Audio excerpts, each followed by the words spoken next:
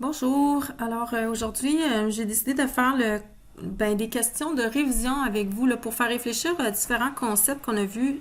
Ça focus sur la mécanique parce que vu qu'on a vu la section d'optique en dernier, je l'ai pas mis dans la révision là, parce que c'est récent, là, on vient juste de le voir. C'est toutes des questions à choix de réponse. Les premières 15 questions portent sur la section où on a vu les mouvements rectilignes uniformes, mouvements rectilignes uniformément accélérés. Donc, ce qu'on appelle la cinématique. Puis après ça, ça va être suivi d'autres questions sur la dynamique, l'étude des forces, puis ensuite sur l'énergie et le travail. Vous pourrez faire pause à chaque fois que vous voyez une question qui apparaît comme celle-ci. Puis là, après ça, quand vous repartez la vidéo, après ça, j'explique la réponse. On y va avec la première question ici.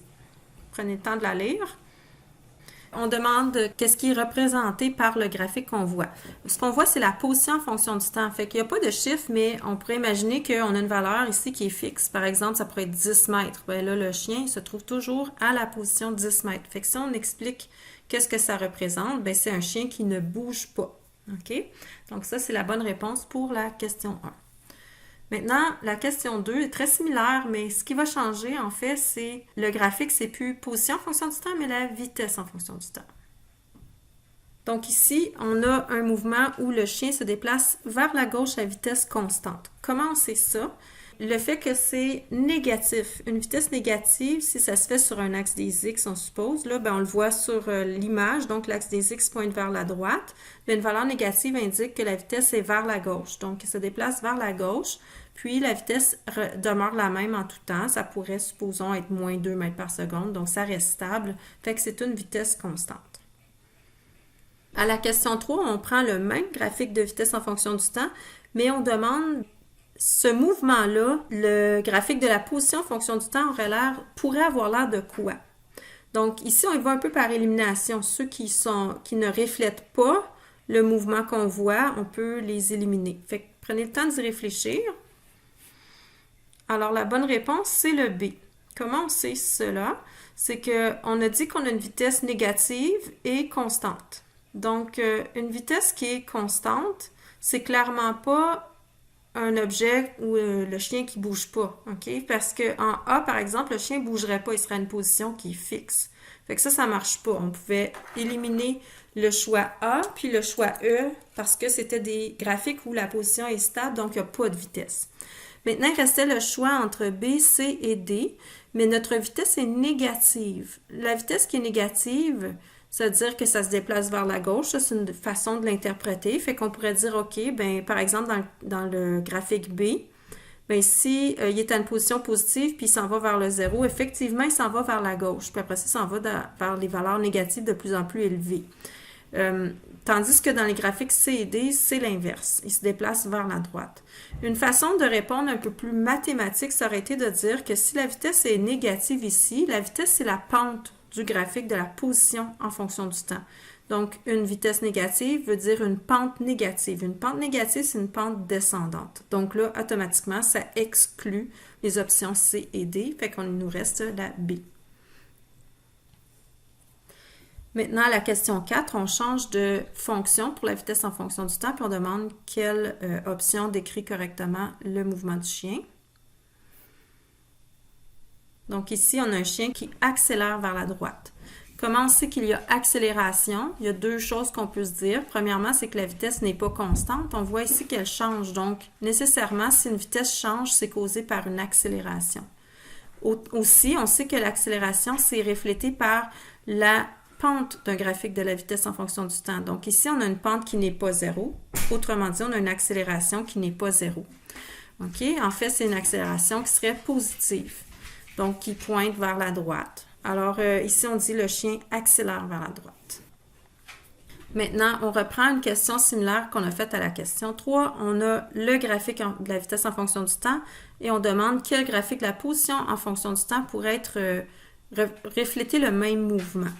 Donc, toujours notre vitesse ici, le chien qui accélère vers la droite, la vitesse qui augmente positivement. La bonne fonction, c'est la D. Alors, comment on fait pour répondre à ça? Mais là, on pourrait déjà se dire qu'on a un mouvement qui est de type MRUA, OK? Parce que on a une vitesse qui augmente sous l'effet d'une accélération, la vitesse qui est une droite. À ce moment-là, on a déjà vu que dans un MRUA, la position est reflétée par une portion parabole quand on regarde comment la position varie par rapport au temps. Mais une autre façon de le voir aussi, c'est que faut pas oublier que la vitesse, en fonction du temps, faut pas oublier que la vitesse, c'est la pente de la position. Donc ici, on a une vitesse qui augmente avec le temps. Donc, il faut qu'on aille une pente qui augmente avec le temps. Ça, c'est pas reflété par le graphique A, parce que le graphique de la lettre A, ça, c'est pas une pente qui augmente avec le temps, c'est une pente qui est constante. Elle n'augmente pas. La vitesse, la position, elle augmente, mais pas la vitesse. Donc, ça, c'est pas un MRUA. OK? Je l'en avais déjà parlé. Là. Tout ce qui est des droites, c'est exclu. Fait que là, on veut une vitesse qui augmente avec le temps. On regarde la pente du graphique ici, position. La pente ici augmente avec le temps pour la lettre D. Alors que la lettre E, ici, on a une pente qui diminue avec le temps. Donc, la bonne option, c'est la D. Après, on revient à un graphique de la position en fonction du temps. On dit à quel moment le mouvement change de direction. Donc, il y a des points ici qui tout de suite attirent notre attention. Par exemple, le petit pic qu'on a à T2. Ou si ça passe par 0 à T3. Fait que là, il faut essayer de bien interpréter ça. Qu'est-ce qui nous dit qu'un mouvement change de direction? C'est le signe de sa vitesse. La vitesse est reflétée par la pente de la position. Donc, la pente ici est positive. Puis après ça, ça devient une pente négative. Ça veut dire que ça va d'abord vers la droite parce que la vitesse est positive. Et ensuite, ça va vers la gauche. Donc, à quel moment ça a changé de direction? C'est au moment T2. T3, ben, c'est juste que ça passe par l'origine, mais il peut aller tout le temps dans la même direction tout en traversant la position de l'origine. Maintenant, si on regarde le même la même fonction, mais c'est maintenant la vitesse en fonction du temps, puis on demande à quel moment le mouvement change de direction, bien là, à ce moment-là, on revient encore au fait que la direction est reflétée par le signe de la vitesse, mais là, la vitesse, c'est plus la pente, la vitesse est lue directement. Donc ici, on a toute cette portion-là, c'est une vitesse qui est positive, puis ensuite, c'est suivi d'une portion où la vitesse est négative. Donc le changement de direction passe de vers la droite à vers la gauche au temps T3. Ensuite, on a une fonction parabolique pour la vitesse. On demande à quel moment l'objet se déplace le plus rapidement. Là, je voudrais faire une petite remarque ici, c'est que ça, c'est pas une fonction qu'on a vue comme étant ni un MRU, ni un MRUA. Parce que dans le MRU, la vitesse serait un plateau, puis dans un MRUA, ce serait une droite. Mais on est quand même capable de lire le graphique puis de répondre à la question. Parce qu'on demande à quel moment il se déplace le plus rapidement, il faut alors que sa vitesse soit en valeur absolue la plus élevée possible. Alors finalement, ben c'est assez simple. On voit que la vitesse est la plus élevée possible à la fin du mouvement à T4. Maintenant, si c'est plutôt cette parabole-là, une position en fonction du temps, l'interprétation va changer. On demande à quel moment l'objet se déplace le plus rapidement. Alors, la rapidité, c'est la vitesse. Donc, la vitesse, c'est quoi par rapport au graphique de position? C'est la pente. Donc, on regarde à quel moment la pente est la plus penchée, je dirais, parce que faut pas nécessairement que ce soit une vitesse positive pour que ça aille vite. Ça pourrait être négatif aussi. Mais ici, c'est très penché, moins penché, encore moins. Donc, la vitesse ici est plus grande. Là, est moins grande, puis ça s'en va vers 0. OK? Donc, dans ce cas-là, c'était une valeur positive de vitesse dès le début, mais on aurait pu avoir une fonction vers le bas aussi avec des vitesses négatives. Ce qu'il faut comparer, c'est les valeurs absolues quand on regarde la rapidité. Donc ici, au temps T1, c'est le moment qui est le plus rapide pendant le mouvement. Au numéro 10, maintenant, on a un graphique de la position en fonction du temps, puis on demande le déplacement de l'objet. Donc, le déplacement de l'objet, ben, on a deux façons d'aller le chercher, dépendamment quel graphique qu'on regarde. Quand on regarde un graphique de la position en fonction du temps, on va lire les positions pour après ça calculer le déplacement. Donc, on va aller lire ici la position finale, la position initiale. Donc, la position finale, c'est 0. Puis la position initiale, c'est 6, donc on fait finale moins initiale, déplacement de moins 6 mètres. Donc ça, c'est comment on va chercher le déplacement dans un graphique position en fonction du temps. On demande aussi, pour le même graphique, quelle est l'accélération de l'objet. L'accélération ici, on ne peut pas aller la chercher par un calcul sur ce graphique-là. On n'a pas de façon de calculer l'accélération sur un graphique de la position en fonction du temps. Contrairement à celui de la vitesse en fonction du temps, on pourrait faire la pente pour aller chercher l'accélération. Mais on ne peut pas faire ça ici parce que ce n'est pas la vitesse en fonction du temps. Cependant, ben là, on peut se référer à ce qu'on a vu, les caractéristiques du mouvement. On peut faire ça comme ça, puis sinon, on peut analyser la fonction. Fait qu'on sait qu'un MRU, le graphique de la position en fonction du temps, ça va être une droite. C'est pour X. Puis la vitesse, elle, est constante. C'est un plateau. Ça, ce serait la vitesse en fonction du temps. L'accélération, elle, est à 0. Tandis qu'un MRUA, un mouvement qui a une accélération, la position en fonction du temps, c'est une fonction parabolique. Donc, et la vitesse, ben, c'est une droite. Puis l'accélération, c'est un plateau, mais qui n'est pas à 0.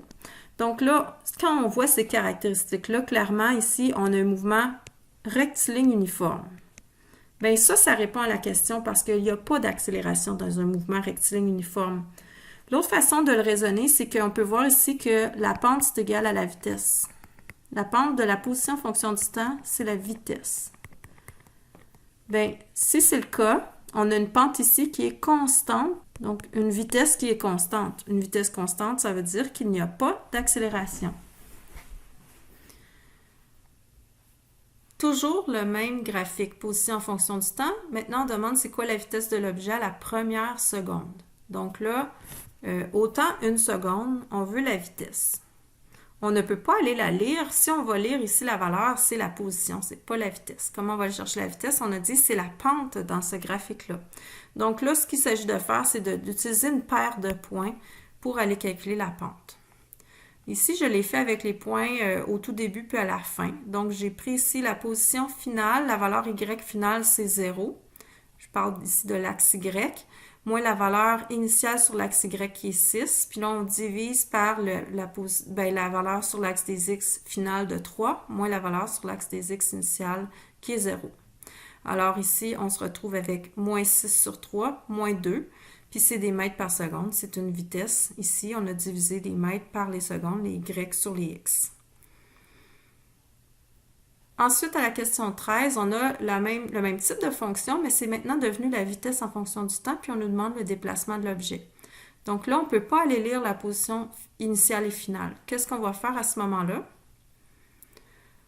On va aller faire le calcul de l'air. Okay? On a vu que l'air entre la fonction et l'axe du temps, ça nous donne le déplacement dans le cas d'un graphique de vitesse en fonction du temps. Donc ici, on va aller faire 6 mètres par seconde, la hauteur du triangle, fois la base qui est de 3 secondes, et divisé par 2, étant donné la forme triangle, puis on obtient 9 mètres. Donc, c'est le déplacement ici.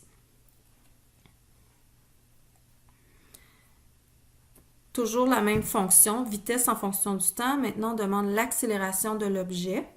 Donc, l'accélération, ça se calcule comment pour un graphique de vitesse en fonction du temps? Ça se calcule par la pente. Ici aussi, on pourrait dire accélération, c'est delta V sur delta T, ce qui revient à la même chose que calculer la pente dans ce graphique-là. Fait que j'ai pris les points initiaux et finaux là, au tout début puis à la fin, mais on a remarqué qu'on pourrait bien prendre ici d'autres points, ils arrivent de façon précise. Fait qu'on a ici une vitesse finale de 0, moins une vitesse initiale de 6, divisé par un temps final de 3, moins un temps initial de 0. Donc, on obtient une accélération de moins 2 mètres par seconde carrée. Il fallait que ce soit une valeur négative ici parce que l'accélération, c'est la pente, puis on a une pente qui descend. Dernière question pour la section cinématique. On a encore le même graphique. On demande la vitesse de l'objet à la première seconde. Là, c'est comme trop facile. Ici, on a la vitesse qui peut être lu directement. Fait qu'on va à la première seconde, on lit la valeur, puis on a notre vitesse qui est 4 mètres par seconde. Donc, les 6 dernières questions, vous voyez là, vous pourrez repasser à travers, mais on pose les mêmes questions, mais là, on voit la stratégie à prendre quand on pose la question, mais qu'on est devant un graphique position en fonction du temps versus la même question quand on est devant un graphique vitesse en fonction du temps. L'interprétation, puis la façon de calculer les valeurs est différente. Donc, ça fait un survol là, de ça dans les 6 dernières questions du quiz. Donc, on passe à des questions sur la dynamique. Et ça, c'est l'étude des forces. Alors, on dit, la force résultante exercée sur un objet est nulle. Qu'est-ce qu'on peut en conclure?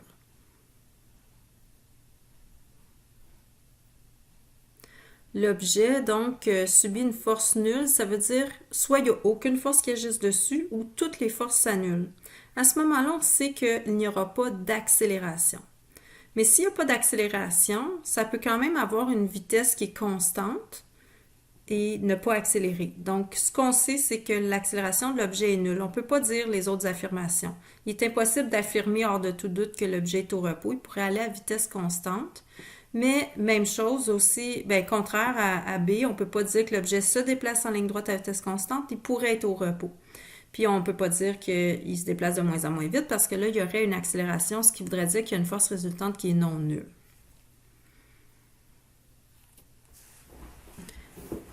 Ici, après ça, on dit une voiture tente de négocier un virage. Donc là, c'est vu d'en haut, là.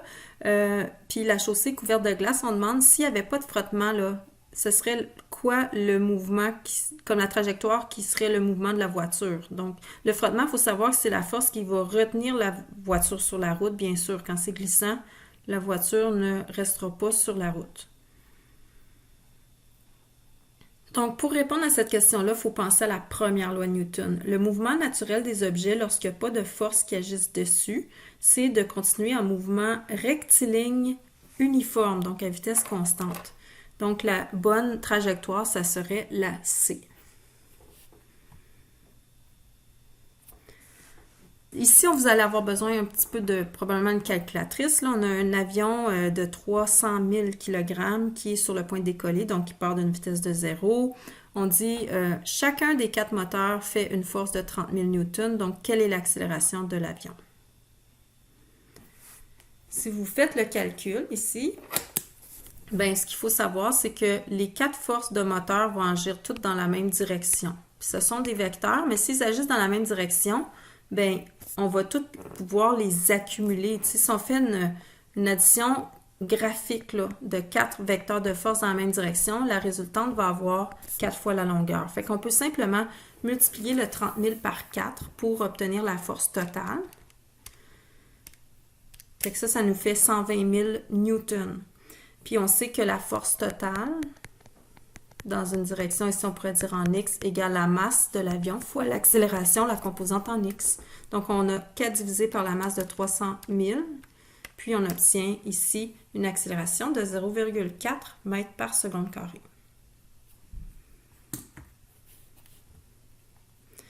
On demande après quelle est la masse d'un objet qui pèse 49 newtons à la surface de la Terre. La bonne réponse, c'est D. OK, alors là, ce qu'on nous a donné, c'est la force gravitationnelle parce que c'est en newton. Donc, c'est une force. On sait que la force gravitationnelle, c'est égal à la masse fois 9,8. Mais cette masse-là va être en kilogrammes. Donc, ici, on fait 49 divisé par 9,8. On obtient une masse de 5 kg. Là, attention aux unités. Parce qu'on a un 5 à la lettre A, mais c'est en grammes. Donc là, c'est faux, c'est pas la bonne masse. 5 kg, c'est équivalent à 5000 grammes. Donc, la réponse n'était pas donnée en kilogrammes, elle était donnée en grammes ici. Ensuite, on dit on a un parachutiste qui saute d'un avion, puis après une période en chute libre, là, qui tombe donc avec l'accélération de moins 9,8 mètres par seconde carrée. Là, il déploie son parachute. Fait que pour diminuer sa vitesse, ça serait quoi? Qu'est-ce qu'on peut dire sur la force exercée par la résistance de l'air sur le parachute? Je vais faire un petit dessin ici, là. Mettons que ça, c'est le parachute. Donc, on a la force gravitationnelle ici. Ça, c'est ce qui causait l'accélération gravitationnelle de moins 9,8. Si on veut que le parachute ou la parachutiste ralentisse, ce que ça va prendre, c'est une force de frottement de l'air qui est plus grande que la force gravitationnelle. Ça va faire en sorte, si elle est plus grande, que l'accélération va devenir vers le haut. Mais comme la vitesse est vers le bas, bien, une accélération qui s'oppose à la vitesse fait diminuer la valeur, la grandeur de la vitesse. Donc, ça ralentit. Fait que si je récapitule, il faut que la force faite par le parachute ou le frottement de l'air sur le parachute soit de grandeur supérieure à la force gravitationnelle. Donc, ici, c'est la lettre B qui exprime ça. On a ensuite une balle qui est fixée à une corde puis qui décrit un mouvement circulaire horizontal. Donc, c'est comme si, par exemple, vous avez une balle au bout d'une corde puis vous la faites tournoyer là, au-dessus du plancher ou sur le plancher, là, comme vraiment dans le plan horizontal. Puis là, on regarde ça d'en haut. On demande ça va être quoi le mouvement de la balle si la corde casse. Donc ça, c'est tout à fait lié à ce qu'on a vu tantôt avec la voiture. C'est la première loi de Newton qui nous dit que le mouvement naturel de l'objet, c'est de continuer en ligne droite à vitesse constante. Donc, quand un objet tourne dans une trajectoire circulaire, bien, sa vitesse ici est dans la direction de la tangente au cercle. Fait que la bonne réponse, ce serait la trajectoire B. Ça, c'est quand on regarde d'en haut, là. Donc, ça continuera en ligne droite dans la direction tangente au cercle. B est la bonne réponse. Maintenant, on demande parmi les énoncés suivants lequel ou lesquels sont vrais.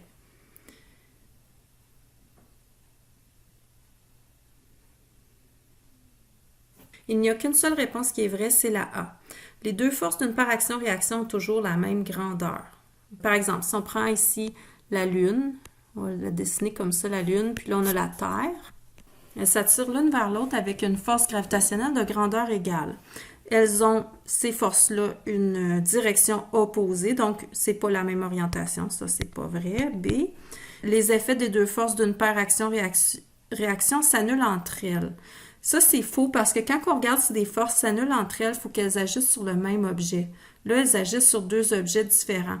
Fait qu'on peut pas dire qu'elles s'annulent. Puis on dit en D, les deux forces d'une paire action-réaction s'exercent sur le même objet. Bien, encore une fois, non. Parce qu'une paire action-réaction, c'est défini comme deux objets qui interagissent entre eux. Donc, on doit avoir une paire d'objets. Fait que ça agit sur deux objets distincts. Fait que c'est seulement le A qui était vrai. Ici, on a un motocycliste qui applique très brusquement les freins de sa moto, puis ça soulève le derrière de la moto, là, ça le projette un peu vers l'avant. Comment on peut expliquer ce phénomène?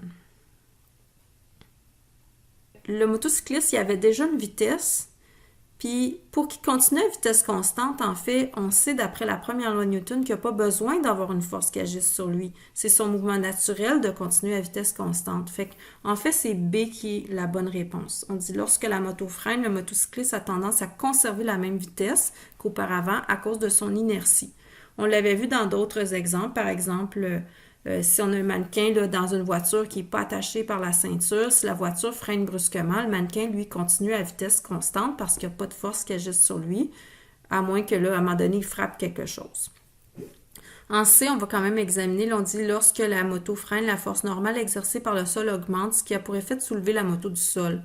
Bien, des fois, là, quand vous voyez une explication comme ça qu'on n'a jamais parlé, c'est très suspect. OK? Fait que c'est sûr que là, vous n'êtes peut-être pas en mesure de dire si ça, c'est vrai ou non, mais clairement, on peut dire que B est vrai, donc ça exclut le C, finalement.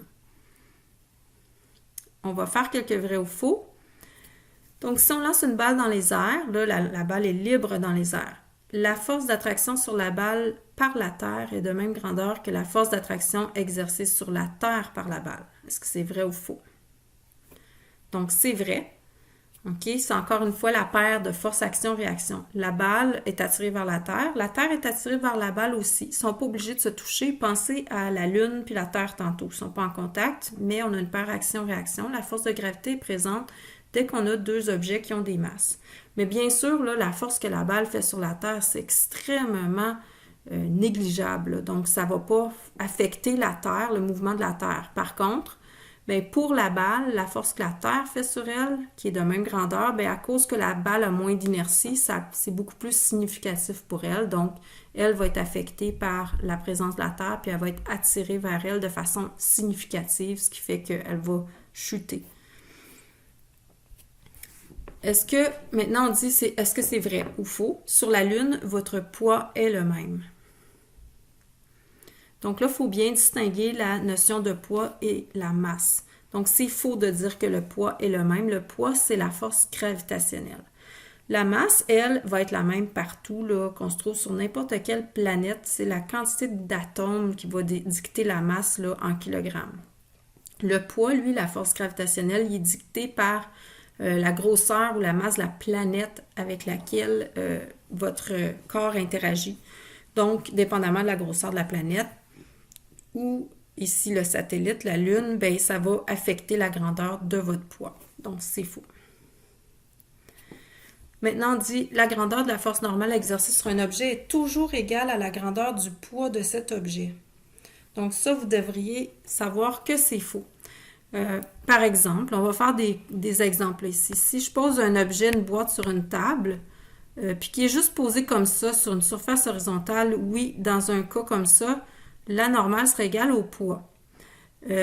Ça fait en sorte que ça ne tombe pas. Par contre, si je viens appuyer sur la boîte très fort, qu'est-ce qui va se produire à ce moment-là? C'est que là, on va avoir une grande pression là, entre la table et la boîte. La boîte va appuyer très fort sur la table, donc la table va résister plus fort. OK? Là, dans ces circonstances-là, on aurait une force F qui est appliquée, une force gravitationnelle qui est présente. Mais la force normale, elle devrait équilibrer les deux forces qui sont par en bas. Donc, elle serait égale à la grandeur des deux additionnées entre elles.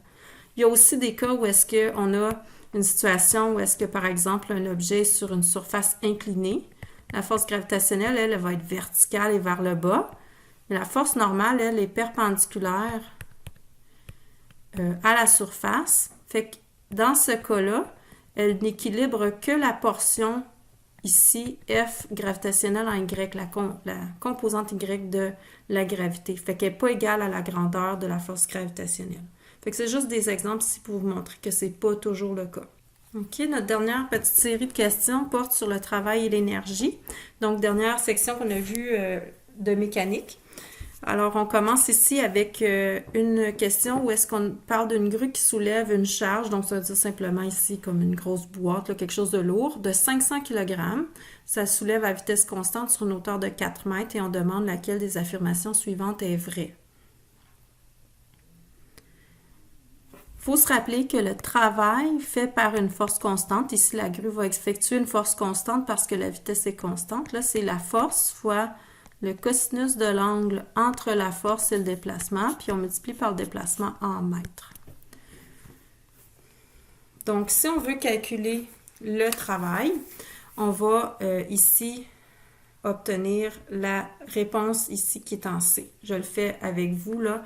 On va prendre la grandeur de la force, mais la grue ici, si elle soulève la boîte à vitesse constante, ça c'est la force de la grue, bien, il va falloir qu'elle compense la force gravitationnelle. Puis là, vu qu'il n'y a pas d'accélération, ces deux grandeurs de force-là vont être égales. Fait que si on calcule la force gravitationnelle, 9,8 fois 500, bien, c'est la force que la grue doit faire, 4900 newtons. OK? Fait qu'on a deux forces égales vers le haut et vers le bas, ce qui fait que ça peut aller à vitesse constante. Il n'y a pas d'accélération. Maintenant, on sait que la force est de grandeur 4900. On va multiplier, je vais commencer par le déplacement, on va multiplier par 4 mètres. Puis on va multiplier par le cosinus de 0 degré, parce que notre déplacement ici se fait vers le haut et la force de la grue aussi est vers le haut. Donc, il n'y a pas d'angle entre les deux. Cos de 0, ça fait 1. Donc, 4900 fois 4. Finalement, ça nous fait un travail de 19 600 joules. Là, ici, on dit environ, là, c'est que c'est environ 20 000 joules.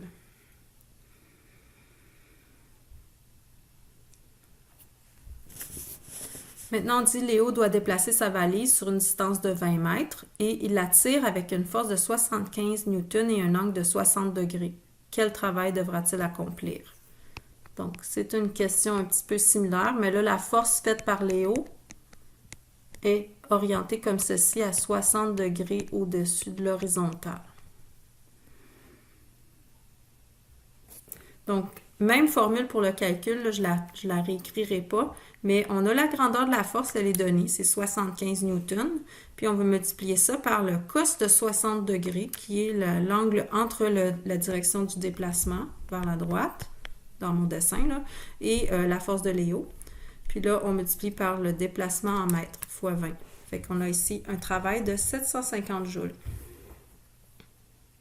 Juste, tant qu'à faire de la révision, je vous rappelle que si un travail est positif, c'est que la force pointe dans la direction globale du déplacement, alors que si un travail est négatif, ça pointe dans le sens contraire au déplacement. Fait qu'un travail positif, c'est une force qui va venir favoriser le déplacement. Un travail négatif aurait été une force qui vient nuire au déplacement. Par exemple, si un frottement ici, ça serait un travail négatif que cette force-là ferait. Maintenant, on demande laquelle des affirmations suivantes est vraie.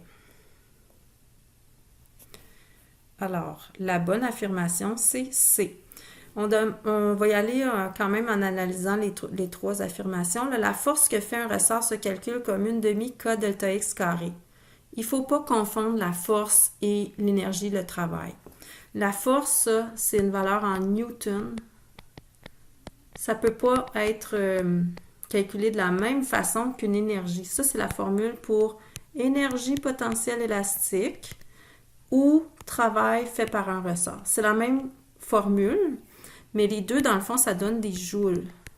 Alors que la force, elle, c'est des newtons.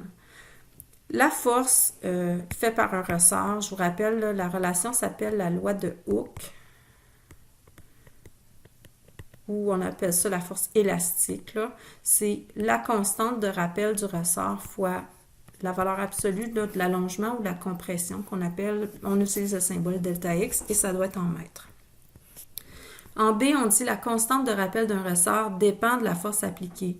C'est faux parce que la constante de rappel du ressort, là, c'est une propriété du ressort. Fait que ça ne dérange pas comment on va utiliser le ressort. Si le ressort, c'est un ressort qui est dur à étirer, par exemple, c'est une constante de rappel qui est élevée. Puis si c'est un ressort qui est mou, bien là, ça va être une constante de rappel qui est plus faible. Fait que ça ne dépend pas de comment on va utiliser le ressort, quelle force qu'on applique dessus. Donc là, il nous reste C qui est évidemment vrai. Plus un ressort est étiré ou comprimé, plus la force qu'il exerce pour reprendre sa forme est grande. Oui, c'est ce qu'on appelle une force de rappel. Il veut retourner à sa longueur naturelle. Maintenant, on est dans un marché public, on a une balance à ressort. Alors, on demande si on connaît la constante de rappel de la balance à ressort puis l'étirement, quelle est la masse des pommes qu'on a déposées sur le plateau.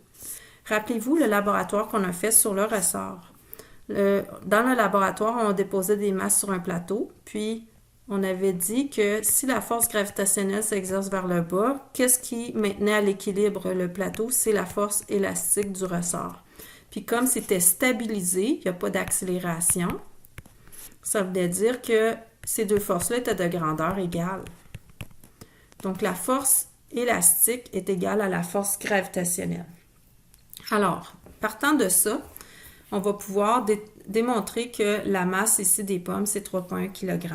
Parce que la force élastique, on vient tout juste de le rappeler, c'est K fois l'allongement, mais l'allongement, attention, doit être en mètres. Puis ça va être égal à la force gravitationnelle, la masse fois 9,8, la masse en kilogrammes. Donc K ici, c'est 200 newtons par mètre.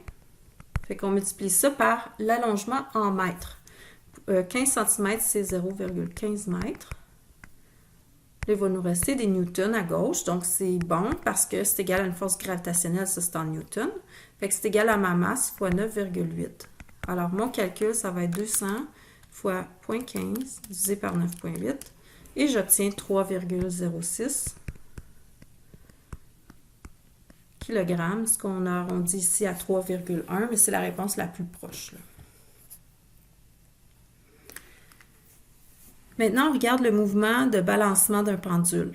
On demande à quel moment ou quel endroit, là, selon les lettres qui sont écrites là, l'énergie mécanique du pendule est maximale. La bonne réponse, c'est qu'elle est égale en tous les points. On a vu que lors du mouvement de balancement d'un pendule, l'énergie mécanique est conservée. Donc, à tous les moments, l'énergie, le total d'énergie reste constant. Il y a une variation entre l'énergie cinétique et potentielle gravitationnelle, mais le total des deux va toujours rester la même valeur. C'est d'ailleurs sur ça qu'on se base quand on veut résoudre des problèmes avec un pendule qui balance ou qui oscille parce que on ne peut pas appliquer les équations du MRUA à un phénomène comme ça parce que ce n'est pas un phénomène qui se fait avec une accélération qui est constante. C'est pas un MRUA. OK? Donc, on utilise l'énergie mécanique qui est conservée. Par exemple, on pourrait dire que l'énergie mécanique au point A est égale à l'énergie mécanique au point D, par exemple, mais on pourrait appliquer ça pour tous les points.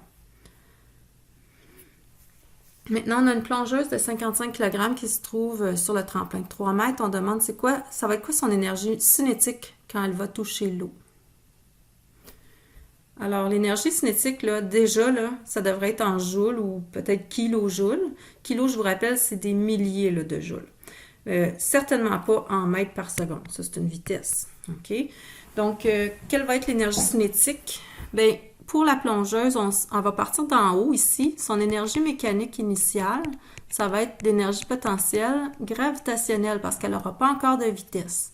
Fait que ça va être une énergie qui va être égale à 55, sa masse, fois 9,8, fois la hauteur de 3. Fait que ça fait 1617 joules. Bien, on sait que quand elle va descendre, l'énergie va être conservée. L'énergie mécanique de la plongeuse à la fin va être égale encore à 1617 joules. Mais à la fin, ça va être toute l'énergie cinétique parce que l'énergie potentielle finale va être rendue de 0. Donc, finalement, on peut répondre à la question, quelle va être l'énergie cinétique au moment où ça touchera l'eau? Bien, c'est effectivement 1617 joules. Mais là, attention aux unités encore, parce que 1617 kilojoules, ce serait 1617 000 joules. Donc, c'est pas bon. Ici, c'est qu'on a arrondi à 1,6 kilojoules, donc 1600 joules. Bon, je vous ferai peut-être pas un piège comme ça dans l'examen final, là, mais c'est bon de se rappeler la différence entre kilo comme kilogramme, gramme, OK, kilojoule, joule, donc c'est un facteur 2000, fait que ça fait réviser ça en même temps. Donc, on a terminé, on a fait le tour des exercices à choix multiples. Fait que c'est vraiment juste pour vous faire réfléchir à différentes notions qu'on a vues. Essayez d'être critique quand vous voyez une question, pas tomber dans des petits pièges, bien différencier aussi les différentes méthodes de résolution d'une question, d'un problème. J'espère que ça vous a aidé un peu. Puis, si vous avez d'autres questions d'ici l'examen, n'hésitez pas à me contacter. Puis, je vous souhaite une bonne étude, puis une bonne fin de session. On se revoit bientôt. Merci. Au revoir.